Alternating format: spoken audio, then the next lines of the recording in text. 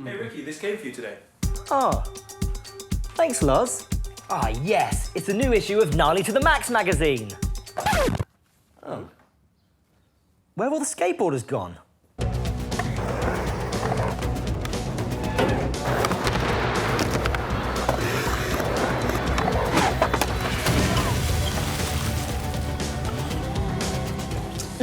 Tastes rad. Don't worry, guys. It's just an animation. And it's jumping right off the page. Now, to make this cool animation, you'll need some paper, a printer, some sticky tack, some scissors, a computer, an action-packed video, a couple of friends, and a tablet with animation app installed. And you can put it together in just 3 ninja moves. Ninja move number 1. You need to select the videos you want to use for your animation and then export them as an image sequence, about 12 frames a second. If you don't have an editing package, you can simply use the computer's screen grab function to grab the frames that you need. How about this one, Chris going up a wall? Oh, you know, super cool there. Yeah, I like it. All right, let's go with that one. I love that one. I like that one. Ninja move number 2. Now, you need to print out all your separate frames, cut them out, and get them ready for animating. And once we've cut them out, we've numbered the backs so they don't get animated in the wrong order. And as there's quite a bit to cut out, it's a good idea to get some friends to help you along the way. Ninja move number 3. Set up your tablet device and then find some fun places around your house where your little characters can get their groove on. Trick here, hold them in place with a little bit of sticky tack and try and pick areas that kind of mimic the original angle that the action shots were shot from. For every new animation frame, I use the next cutout in the sequence of my action video. And to keep my animation steady, I've locked off my tablet device on a tripod. Okay, so we've shot all of our frames. We've added some cool sound effects. I think it's time to take a look at our mini masterpiece.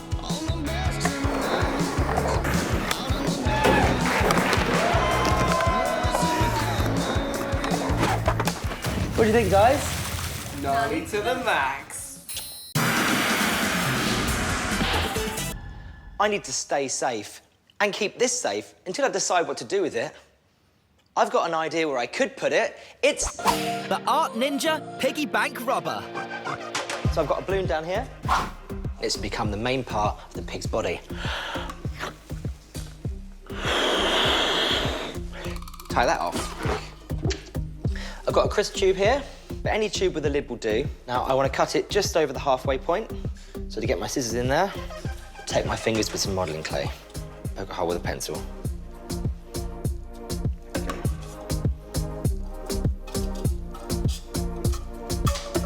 Now I'm going to attach this to my balloon using masking tape. This crisp tube is going to become the snout. Next, I'm going to make some legs or trotters. I'm using an old egg box. These make perfect little trotters. There we go. Now, I'm going to tape those onto the balloon. It doesn't need to be super tidy. I'm going to paper mache this in a moment anyway. Now I'm going to use the top part of this box here. I'm going to draw some nice little pointy piggy ears. I'm adding a little bit extra at the bottom, and that's going to become flaps, so it's easier to stick it to the balloon. Now I'm just going to cut some slits along this bottom flap. I'm going to fold it slightly to give the ear a little curve. Makes it look more authentic. Stick them on with some masking tape. There you go, it's looking pretty good. The whole structure of the pig's there. I can now give it a nice layer of paper mache. So I've got some glue and water mix here. It's 3 parts PVA and 1 part water. I've cut my newspaper up into tiny little pieces. Just makes covering the whole thing a lot easier. If you're doing this at home, remember to put some newspaper down to protect the table. I'm doing quite a few layers here because I need the piggy bank to be very strong.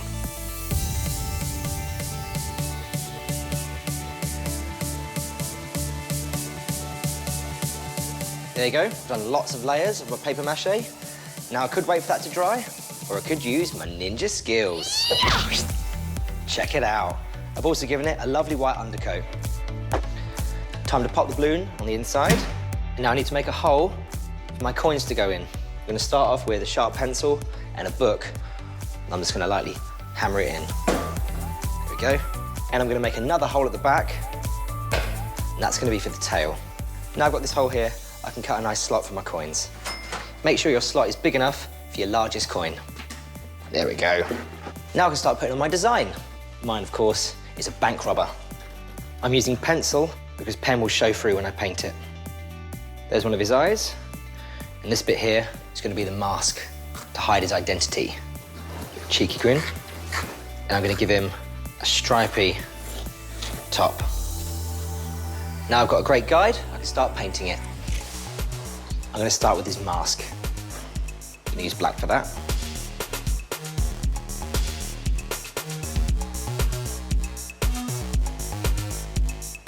Now I'm going to move on to his stripy top. I'm going to do that purple and white. A couple of bits around his trotters here.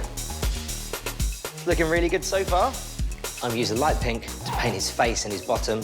I'm going to come back with a darker pink and do some little details.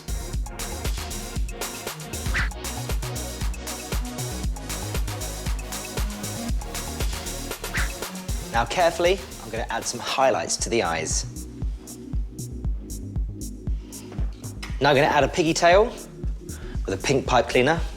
Just going to wrap it around a pencil to make it nice and curly. I've left a little bit straight so I can push it into the hole I've made in his bottom. I painted the lid from the crisp tube, a dark pink. That's going to be the front of the snout. And now I'm going to add some finishing touches with a black pen.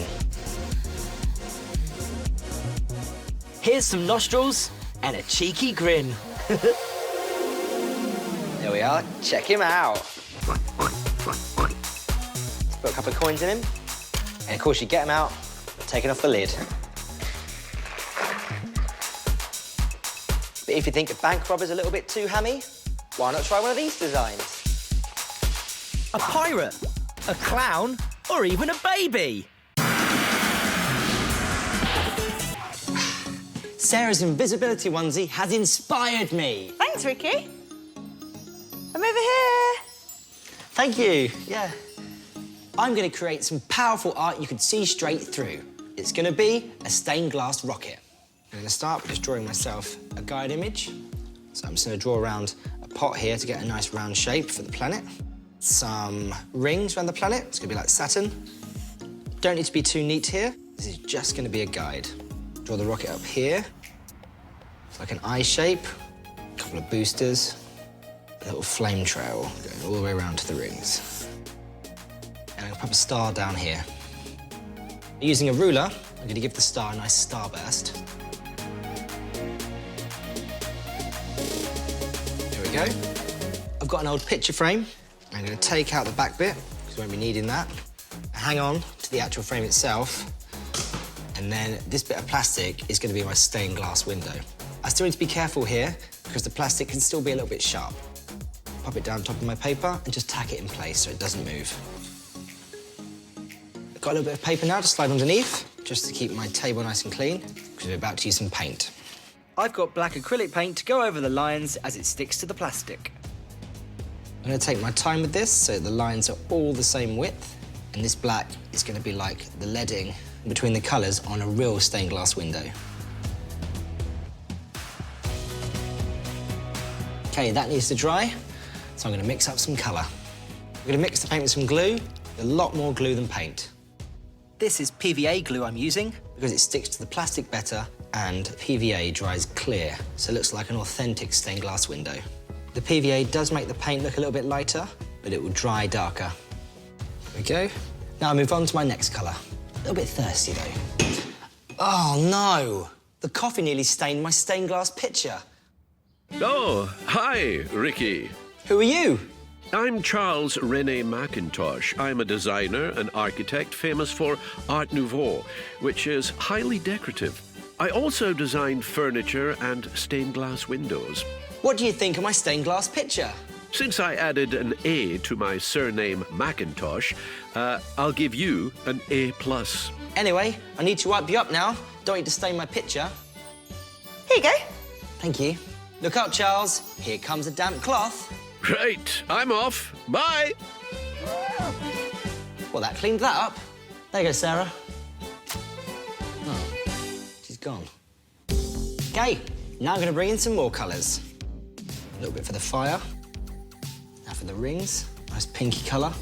Of course, it will dry red. I'm going to paint the starburst, Alternating between blue and purple.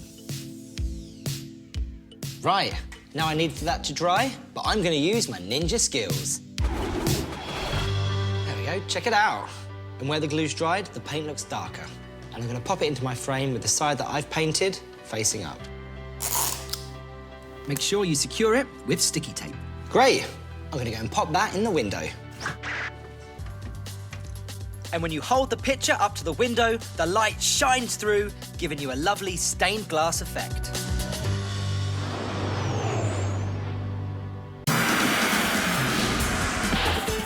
Here's a quick art tip of how to draw a muscle man. So I'm going to give him a nice chunky head, a bit of a chiseled jaw, in my mouth, some eyes, a bit of hair. Now for the muscles. I'm going to go straight onto the shoulders. Now you're going to be circular, big biceps. And the arms are going to end with tiny hands, just to accentuate the big muscles. Now the body's going to be kind of V-shape, all the way down to his feet. That just highlights the idea of having really big, strong, broad shoulders. Now on his chest, some pectorals, little squiggles for a six-pack. I'm also going to give this guy a couple of big dumbbells that he's easily lifting. There you go, a quick art tip. Why don't you flex your artistic muscles and have a go?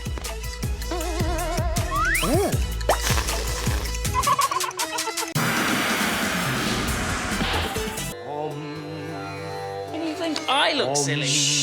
It's the Grand Master. Very zen. Greetings, dudes! Salutations, Grand Master. What can you teach us, oh wise one? Lesson number 333 and a third to enlightenment. Decorative attachments for your cupboard of coldness. Fridge magnets. Yeah, use a small stone, dude. Painted your favorite color. Oh no! Oh, blue is not my color. Carry on painting, dudes. Now let it dry. Stick on some googly eyes with strong glue. Draw a funny mouth.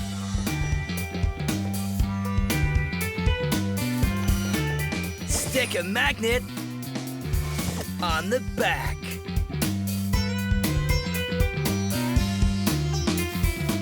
Ah, so cute. Put it on your cupboard of coldness. So cool. Lesson number 333 and a third complete. Cool. You rock, Grandmaster. I am enlightened. You are most welcome.